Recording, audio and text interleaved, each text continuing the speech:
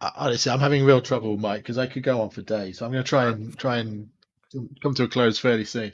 I've got a friend who will never forgive me if I don't ask you about his obsession, which is Julian Cope. Ah, Have you ever had Have you ever had anything to do with the Arch Druid? you're joking. I adore Julian. Yes. I when I was very fortunate. I mean, Julian's somebody who I've loved since I was a teenager, Me too. and growing up in Merseyside, the legend that was Eric's loomed large, and I sadly didn't take advantage. I mean, a friend of mine, a couple of friends of mine went to Eric's. They used to do matinee shows. And I remember they went to see Spiz Energy play there, and they were supported by the Frantic Elevators, which was Mick Hucknall's band before Okay. Simply Red. And that was, I think, in March 1980, and the club shut shortly afterwards. So sadly, I never got to go to Eric's, but obviously that was the club that inspired Julian to abandon his career as a school teacher. He was at teacher training college and become a musician, and form the Teardrop Explodes and go off down that path. So I'd always, I at school, I remember one of my best mates at school, Martin. He came in with a copy of The Greatness and Perfection of Love, which is like the first single that Julian put out from Well Shut Your Mouth.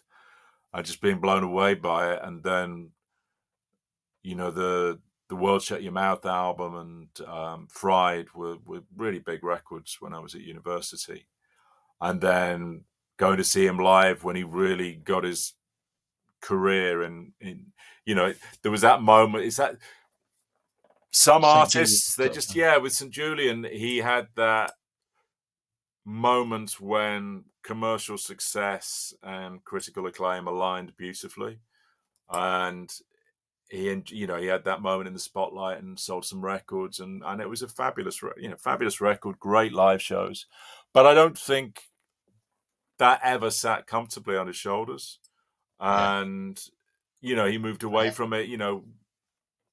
Nation Underground, I think, is probably sunk by its own production, but some beautiful songs on that. yeah. Um, Well, and fair. and then I think you start moving into a really interesting career with Julian, and Peggy's Suicide is a stunning record. But then also the kind of like much less commercial records like Skellington and Julian are as well. And it sort of was moving off into eco protest, and then he became obviously started researching deeply into Neolithic history, Yeah. and Yeah. the Modern Antiquarian is still one of the greatest works of Neolithic history. And if you can pick up a copy and you have very, very deep pockets, Yeah. it's Yeah. outrageous that it's out of print and it costs a Yeah. Yeah. fortune to fucking buy. But I know. my Yeah. Yeah. Joe and I, my wife and I, did our courtship going I around the know. country visiting all the Neolithic sites in the book. No way. Because I got two friends but the guys I used to be in a band with they've both done that. Yeah, no, Taken their poor partners around yeah, various trips around bits of the book. it's a fabulous book. So I mean, I then got to That's know so funny. Julian because my friend Martin, who at school brought The Greatest Perfection in, said he'd said, "Do you know some? Oh God, there was a neighbour of ours, an actor who lives in North London, who'd apparently got the rights to make a film of Head On, Julian's memoir." Wow. And we just went, "Oh my God, I'd love to get involved in that somehow." So anyway, we went and talked to him, and he said, "Actually, the rights have reverted back to Julian. You'd have to, if you want to do something with it, you'll have to go and talk to him." And by that time, I was working at Warner Chappell, and at Warner Chappell, we administered Zoo Music, which was the music publishing company run by Dave Balfe, who was in the Teardrop Explodes, and then went on to Yeah. run Food Records. and Bill Drummond, who was, Julian Cope's manager in The Teardrop Explodes, manager of Echo and the Bunnymen. More famously, was in the KLF. Anyway, long story short, there was a perfectly good reason to pick up the phone to Julian and say, I'm your publisher. I'd love to come and meet you. And so we went down, had a chat with him, talked to him about the idea of trying to develop Head On into a film. And after that, I was able to build a good relationship with Julian. I went to see him a few times. I wish I could. I mean, the great thing is he's still putting out music. He's been putting out these terrific. And I'll show you the latest ones. You're surrounded by all these treasures. It's Hang like on. Tutankhamun's. Take the headphones off. Sure.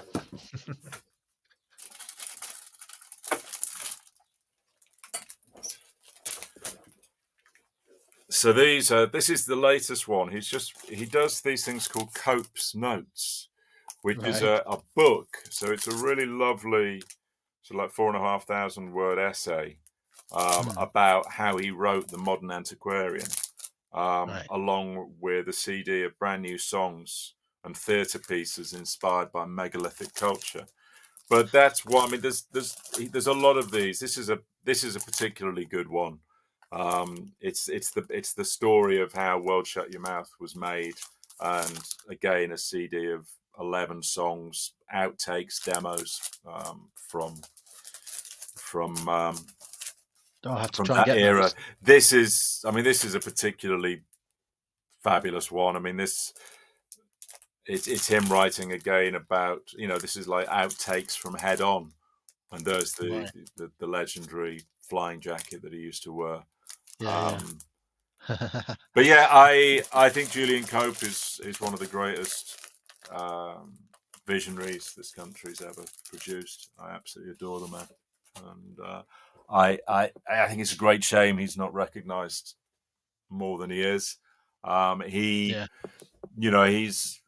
somewhat reclusive, I think, these days. He's not going out and playing live much. He's not managed, but I think he has a good life, with his family, in Wiltshire, and is still doing great creative stuff. Fantastic. That I've got Head On. It's a book that's sort of doubled up with another. I think it's Head On one side and Repossessed is which is basically Head On. One of them anyway. Yeah. It's one of the contains my favorite line of all time, which is, "We're all in the gutter, but some of us are looking at the curb." Amen to that. It is. I find myself reading an awful lot of music memoirs, not least because I'm trying to write my own. But the Head On still is at the very top of the greatest music memoirs of all time. Oh my God. The bit about making a huge Scale Extrix track with an ashtray on the top and it was just the use of language.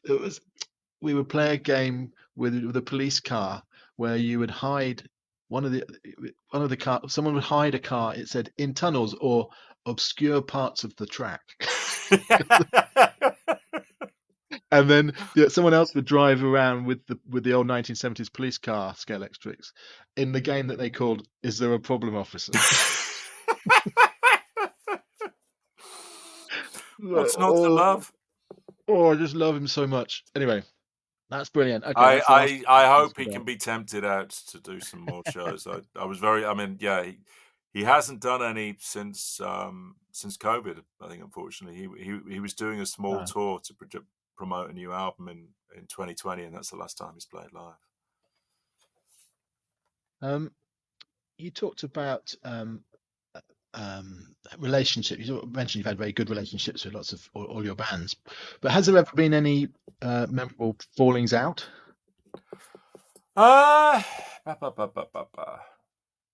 You talked a bit about the I think to be honest, not so much diplomatic to talk about it. Not so much with artists. I think there have been managers and label bosses when I was a publisher that I fell out with. And I think what happens is, there was one very significant case with a manager who had a record label with us when we were at Columbia. And it was a manager who was a good friend. We, very fond of him. And, he was hoping to sign an act that were with us in America to his new label. And I was just like, no, we can't do that. I want to put that out myself. It shouldn't go through your label. And there was a battle of wills, which I won. I mean, not so much the will element of it. It was just the fact that actually I can do this, so I'm going to, because it's, I think the band are important and I want them on the label. But it meant that he didn't have this remarkable band to start the label with. And I had that, I had that again, with Elastica. There was a lot of people trying to sign that band, and somebody that we were in business with wanted to sign that band to his label. And I was overheard having a conversation with somebody in a restaurant who reported it back to him with me I saying, think I've heard this. yeah, I definitely shouldn't sign. And he was furious, and he rang up my boss and told my boss to fire me. And he said, what are you doing? He's going to put me out of business. I should be able to sign. The band were never going to sign to him in a million years. It was just not because they didn't like him or respect him. It was just, it wasn't the right look for the band. But yeah, that's, I have absolutely no doubt.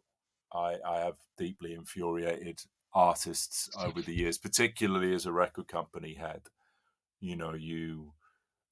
There will be constant pressures for more tour support, more money for videos, but I was probably a more generous label head than most. So I think, and maintaining a good relationship with the artist was important. It's a frequently, it's a very frequent comment. The need to avoid artist relations problems. is something we all work at very hard in major labels and every label. Yeah. But I it wasn't a question of pride. It was just like, look, I always felt it was good business to try and maintain an excellent relationship as much as professionally possible with the people that you work with. Of course. Final music question then. Was there one that got away? A band that you were desperate to sign but went with somebody else? Yeah, Sorry, that's a sad one to end on. No. It's I desperately would have. I mean, there's quite a few that I really wanted to sign. The most obvious and thing that would, it's weird to think what course of what would have happened had I actually done it. I really wanted to sign Oasis. There was Right. I'd seen them it was in Manchester at the Canal. There was a creation show at the Canal Cafe on Whitworth Street, just down from the Hacienda. And Oasis had just signed a creation. They were the first band on the bill. And a lot of people had checked Oasis out and passed on them. Most people in major labels, certainly anyone who was connected with Manchester, had checked out Oasis and just thought, nah, it's a bit retro, a bit baggy, they don't look great. Nah. And I went along to see them, and I guess it's all about timing. I got to see them when they were pretty confident they just signed the deal.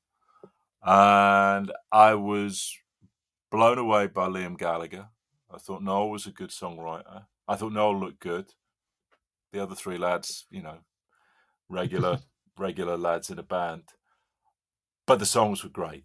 Really, really special. And, I remember thinking, something like Cigarettes and Alcohol was such an anthem, and Live Forever was such an anthem.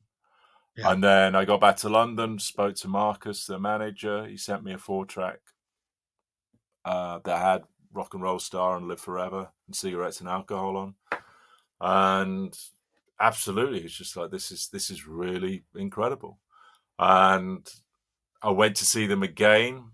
They opened for the Solon Bar, which again is a tiny room, holds about 100 people, opening for female, what's her name? Female singer-songwriter. It was a very incongruous support slot. But again, the second time I saw them, the songs all were really there. And then I was going to go and meet them in Amsterdam at that ill-fated gig that they were traveling out to, and then they essentially caused a bit of ruckus on the boat. Got thrown in the jail on the boat and got sent back to England. And I was on my way out to Amsterdam to meet them, so I never got to meet them at that time. But I went up to Manchester and got to meet Noel. Really liked him, thought he was a hugely impressive dude. And we tried, it was the first pretty substantial deal that I tried to do. We offered him quite a lot of money, but unfortunately, the political pressures. Creation at that time was owned by Sony, and they were under a great deal of political pressure to sign to Sony Music Publishing. So I remember I actually put my back out, and I was lying on the floor of my flat in Soho with a bust back, and I got the call from Marcus saying, "I'm awfully sorry, but we're going to go with Sony Publishing." No. Literally kicking him when he's down. Yeah. So yeah, didn't get to do that one. That made things difficult later with the whole Blur. Well, yeah. I mean, I think, but when the first Oasis record came out, I think Blur were really excited by the idea that here was this band from the north of England that were having the same kind of impact. It was, as ever, the media that wound it all up. There wasn't a beef between the two bands to begin with. It was, wound up and made to seem something it wasn't. And it's a real shame. And it's great that, Damon and Noel are friends now and have collaborated together. And, it's funny, isn't it? And I was delighted when I went to Warner Chappell that I had the opportunity to sign Liam Gallagher and was involved in, his comeback record, his solo career. And that was so gratifying because he'd been written off. So people forget how much Liam Gallagher was written off after BDI.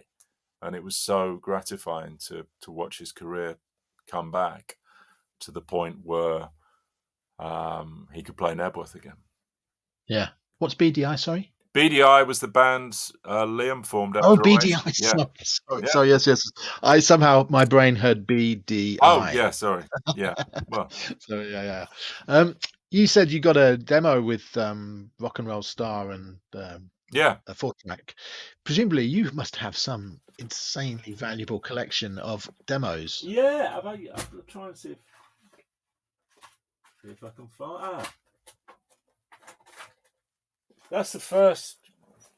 Imagine what you could do with all of the demos you probably have from all of these bands. That's the Oasis. That's pretty much the demos for the album. That's from Ignition, the management. Amazing. And that's I mean, that was the thing. I was sitting there. The band were not signed. I'm sitting there with essentially all the demos for Definitely Maybe. Yeah, amazing. No, I've got. I've kept all my. You must have a. Yeah, I've. What's that? That's just going to be some record historian's dream, isn't it? You've got all of that archive of early demos. Yeah, let's hope they don't end up on a skip when I'm dead. Oh God. No, there's I've got I've got a few drawers full of cassettes. I'm feeling too bad about carrying on, but let's finish by asking you about your art. You do some painting and drawing. I've always drawn pictures of friends. When I moved from Merseyside to Bristol when I was 16, and I was doing art for my A levels, and I used to sketch, and it was a great way for me to. Well, I just found it good therapy because I was a bit miserable at the time, having moved away from Merseyside, which I loved. And it was a great way to sort of like break the ice in a conversation, just get talking to people. I'd be doing my drawings. They'd be interested in what I was doing. So I did that. And ever since, I've been drawing ever since. These days, I draw on my phone. So there's an app called Sketchbook that I draw in, and it was always the dream. I always loved the concept of being able to have an electronic way that you could actually.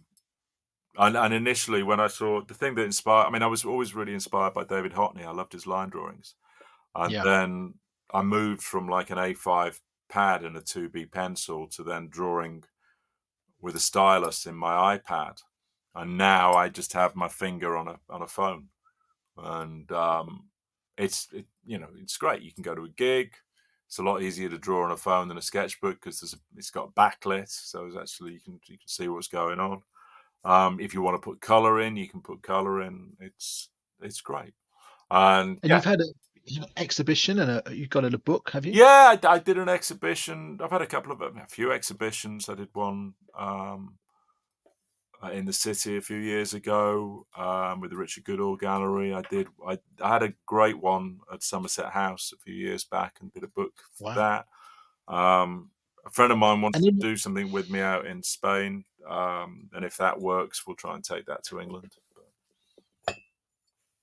Are they often of your artists, or are they? Yeah. No, I think around about 2001, I was trying to find a way of putting the sketches up online. Obviously these days it's easy, but back in 2001, social media was in its absolute infancy. So I was building a website and then I'd come home, I'd been to a gig, I'd draw pictures of the bands I'd seen at the gig, I'd scan them in, I'd put the file up on the website. Everything was as clunky as hell. It never really got it together. But it was the early days of blogs and stuff like that. So I was writing a blog and posting my pictures on that. But it's so much easier now. Obviously, I can draw a picture, I can post it to Instagram and Facebook within seconds. So that's what I do. I've got I've got an Instagram and a Facebook site. But yeah, every artist I've seen live, probably since about 2003, 2004, is in there. I've drawn pictures of. Sometimes in the studio, but we can find them on if I put a link, we can find them on absolutely, your Instagram. It's the thing when we put this episode out, I'll put a link on. That'll be very kind of you. Yeah, I think it's 65 Mike Smith or Mike Smith 65. Sure.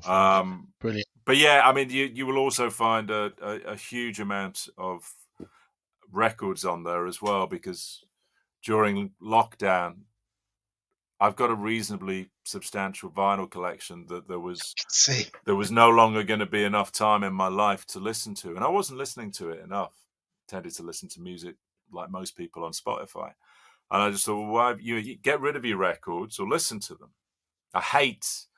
I'm a collector, but whatever I collect, I like to use. So I just thought, right, I'm going to listen to all my records. So I just started. My record collection's essentially organized: rock and pop 1960s, rock and pop 1970s, rock and pop 1980s, jazz soundtracks, soul and hip hop. So I'm now at around about C in rock and pop in the 80s. So I've listened to about I've listened to about 1,000 records. So there's about 1,000. So you do what, one a day? I try and do 2 a day. Speed it along a bit. 2 a day. God, I sincerely, job, I hope I will get there before the end of my life.